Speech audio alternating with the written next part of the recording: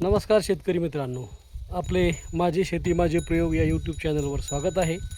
आपण आपल्या कांदाच्या शेतामध्ये उभे आहो आणि आज यावर आपण फवारणी घेणार आहोत. तर बघूया कशासाठी फवारणी घेतो आणि काय घेतोय. हा 10 क्विंटल बीजोत्पादनासाठी यशोदा सीडचा घेतलेला प्लॉट. ही अशा प्रकारे याची उगवण झालेली आहे, फुटवेसुद्धा छान आलेले आहेत. आणि आता यावर एक फवारणी घेतो आहोत. काही ठिकाणी थोडाफार थ्रिप्सचा अटॅक म्हणजे आपण आहे, फार मामूली प्रमाणात आहे आणि शेंडे कळपत आहे. असे थंडी फार आहे, पाणी त्यामुळे बेताचंच चालू आहे त्याला. आणि हे अशी काही ठिकाणी ज्या पाथीला क्रॅच दिसतात त्या थ्रिप्सनं त्या ठिकाणचं वरची पातळ लेअर खाल्ल्यामुळं त्या ठिकाणी कांद्याची पातवर अशी व्हाईट जे स्पॉट येत आहे ते म्हणजे थ्रिप्सचा प्रादुर्भाव. आणि या थ्रिप्ससाठी आपण आज यावर एक फवारणी घेत आहोत.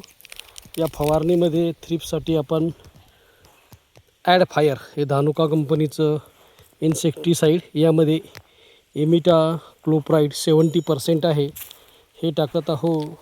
एका पंपाला 1 पुडी 2 ग्रामची पुडी आहे. यासोबत आपण घेत आहो हेक्झाकोनाझोल, जो एक बुरशीनाशक आहे.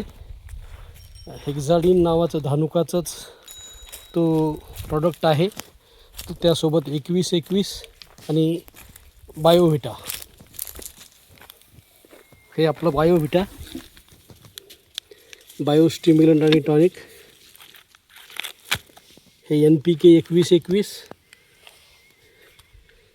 हे हेक्झाडन प्लस आणि हे स्टिकर. हे आपलं NPK आहे सुपर सॉल नोव्हा कंपनीचं. यामध्ये NPK 21-21 आणि प्लस ट्रेस एलिमेंट आहेत, म्हणजे मायक्रोन्युट्रिएंट आहेत असं त्यांचं म्हणणं आहे. ते त्यांनी दिलेलं नाही. याच्यामध्ये टोटल फॉस्फरस 21, नायट्रोजन 21 आणि पोटॅशियम 21 वाढीच्या अवस्थेमध्ये आपण तिन्ही घटक देतो. हे सिस्टेमिक फंगीसाईड हेक्झाडन, याच्यामध्ये हेक्झाकोनाझोल 5%, हे सीवीड आणि इमिडाक्लोप्राइड सोबत स्टिकर. अशी फवारणी आपण आज या कांद्यावर घेत आहोत. आपण कोणती फवारणी घेता हे कृपया कॉमेंटमध्ये सांगावे. कांद्याला आपल्याला यावर्षी कमीत कमी फवारण्या घ्यायच्या आहे, कारण पुढे फवारणी घेतली तर मधमाशी बसत नाही आणि परागीभवनाचा प्रॉब्लेम हा बऱ्याच वर्षापासून सुरू आहे. तर आता ही दुसरी जी फवारणी घेता येईल ही ज्यावेळेस कांदा गुंडी फेकेल त्यावेळेस घेऊ. आपले यामध्ये काही अनुभव असतील तर कृपया कॉमेंट करून सांगा.